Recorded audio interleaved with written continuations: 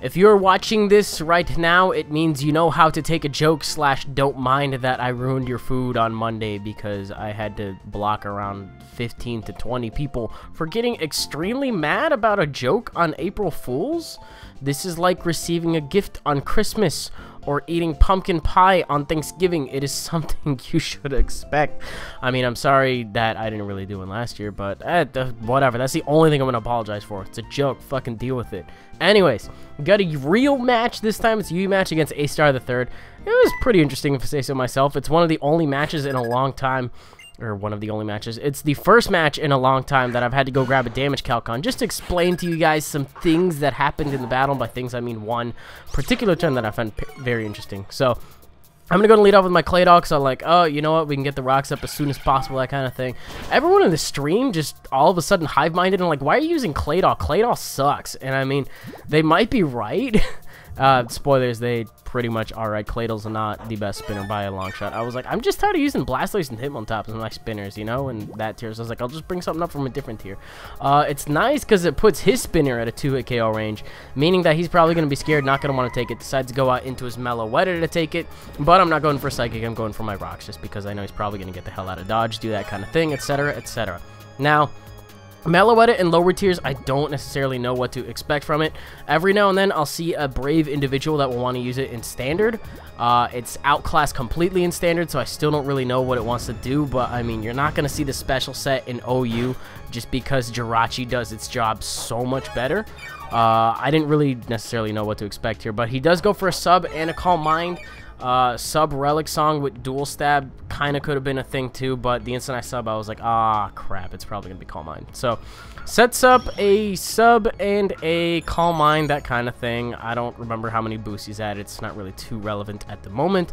I do know that my Earth Power will be able to break a sub though, and this is the one opportunity I'm going to get to switch out into something to respond accordingly. I'm more than likely going to lose a poke trying to take this thing down just because he will sub on the switch. That is the best thing to do because I'm on a counter thanks to my toxic turns, blah, blah, blah. I think you guys can already ultimately determine where this road will go if I don't end up switching. So I switch into my Cobalion just because I am able to just be faster than it and that kind of stuff. Plus, you know, being a legendary type thing, I've got decent base stats, so I mean, I'm probably not going to get O-Code by a Psychic even though he is at +1. It really depends on his investment, and I kind of feel like I'm overestimating Cobalion's stock special defense a little bit. But, I mean, it's alright. It's not a super effective hit, and like I said, I don't know his investment. So, it turns out I take it. I don't take it well, but I get rid of his sub, and I can respond accordingly with a hit of my choice. I'm thinking Close Combat is going to be the thing I'm going to choose right here because it is stab. Meloetta's defense is not piss poor, I would imagine. I know it's lower than its special defense by a long shot, but it's really not anything to write home about. So he decides to go into his Gligar right here. The obvious switch was really obvious. I just didn't want to fuck around with that thing, especially when it had like +1 or +2 on the Calm Minds. No, thank you, sir. So I can still save this thing for later. You know, a Close Combat is a Close Combat / a Death Fodder is a Death Fodder. It's not bad. I decided to go into my Porygon right here just because I do get the special attack download. I will be faster than it, and I honestly thought I was going to be in before Rocks kind of thing. Or he could have Earthquaked. It wouldn't have hurt me that bad because I do have a little bit of HP investment going on in this thing. Plus, Glygers are rarely, if ever, I don't think I've ever seen an offensive one in lower tiers, like, at all. So, he goes for a T-Bolt right here. I think, I don't know why this happened. Probably should have gone for a Psychic right here, maybe expecting to die or something of that sort. I don't know, but I did get the download, and it takes a +1 Dark Pulse, so that's not too bad. I'm not boosted or anything of the sort other than just the +1 on the download, but I kind of feel like Dark Pulse would have been a 2-hit KO anyway. Fun fact, if he went for 2 Psychics here, more than likely would have knocked me out. Does get the special defense drop here, but I do go for an agility. Now, I don't want to say I should have done that the turn prior because I really don't think it would have mattered. Other than the fact that if I was faster than him on the other turn, I potentially could have gotten a flinch with Dark Pulse, but that's just kind of hacks fishing, you know, kind of whatever. The advantage here is that I get to get an extra turn in between, like the turn order shifted, so I get to knock him out and I get extra lefties on this turn. But I still don't know whether or not I want to stay in for Azumarill because I haven't determined whether or not it's like a sub punching set or if it's a choice set.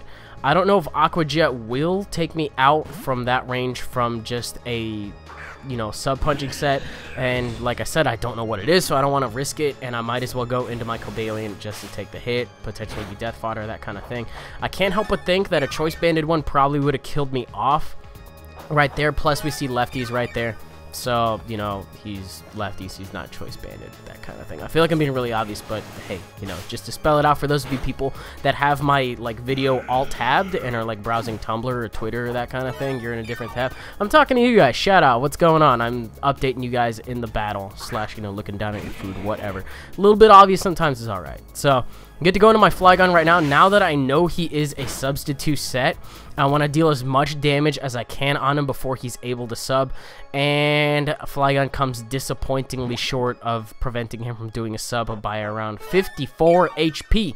Otherwise, he wouldn't have been able to get a sub, and then I would have just hit him with another Outrage. But he gets a sub, he hits a Focus Punch off, and it's gonna hurt. And that and an Aqua Jet will be able to take me out. So, Flygon not really doing too much this match.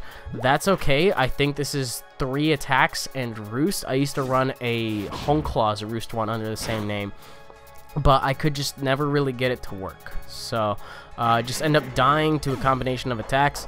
That's cool, that's fine, because I got other pokes for this. So, he does have enough to sub, but honestly, I'm going to bring in Honchkrow right now and bluff the Sucker Punch, I guess. I was pretty intent on going for the Brave Bird. I don't know why he didn't Aqua Jet right here. I guess maybe trying to beat my Sucker Punch, or maybe he knew I was faster and thought I would. I don't know. I don't know. Maybe he... Oh, you know what? He was probably going to go for the sub right there, expecting my Sucker Punch. So forget I said anything. We're getting near the interesting part. I'm watching the track, and that's why I'm getting distracted on that last bit. But he brings in his Hitmontop to Intimidate, and that leaves me at no stat boost. I'm at neutral. The Gligar comes in, takes some rocks damage, and I've left a damage calc on your screen probably right about now. But it's got how much it will take to take out this Gligar. I did 99 on one of my damage rolls, and my max is 115. So this crit mattered by 1 point of HP. The absolute maximum I could have gotten on that was 115. He would have lived on 1, probably roosted it off, and then it would have been able to do anything. But then again, in defense of my own Honchkrow, if it wasn't such a shitlord and it decided to get 1 point higher on the previous turn, probably wouldn't have mattered. I got kind of a low roll on that one, but the crit kind of made up for it. So, redeeming play aside, it just gets knocked out by a Hustle Kiss. I was like, oh shit, I really... I don't see these things too often. I don't know how to handle this, but I do refresh Victini. Rocks aren't on the field, so it's not looking too bad. This is a special Victini, which explains why he went into his Hitmontop. Actually, it doesn't explain anything, but he probably expected it to be a physical one. I am, in fact, a special one, and I just get to go for a Blue Flare to knock it out. It's not bad. And before those of you guys complain how shiny Victini is not a thing, and it should have been a regular one to... you know, show that I was a special one. No, stop right now. So, Tornadus is going to come in, go for a Flight Gem boosted Acrobatics. I thought I was going to die from this, and it turns out that I don't, because Victini is one of those little legendary guys that's got base 100 across the board. This includes defense, so I get to go for Glaciate right here. This is a fairly important play because although it doesn't quite knock him out, it does lower his speed. I did not want to risk a Thunder Miss right here. I honestly thought I was probably going to die, and then if I died, I probably would have died to Life Orb Recoil, that kind of thing. Would have set it up for the next Pokemon. But do I have Thunder on this set, or do I have Focus Blast? I know I got Blue Flare, Psychic, Glaciate. I feel like I have Thunder.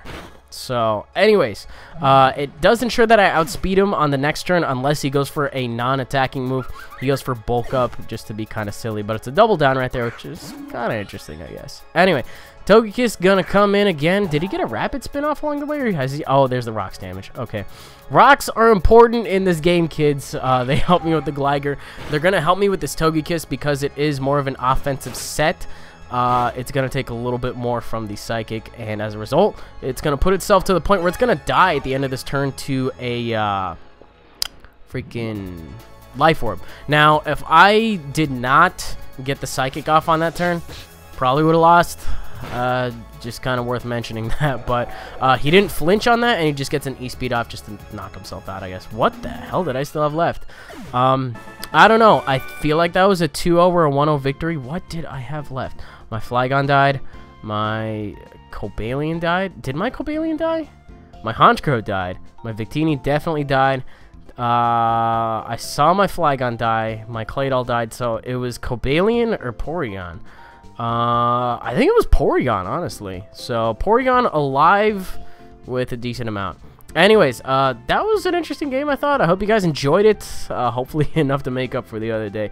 But if you actually did enjoy it, you're more than welcome to leave a like rating, comment, and subscribe, and do your thing. I won't treat you guys that bad again, except for maybe next April Fool's. I'll probably have to come up with something different, because that's a little old.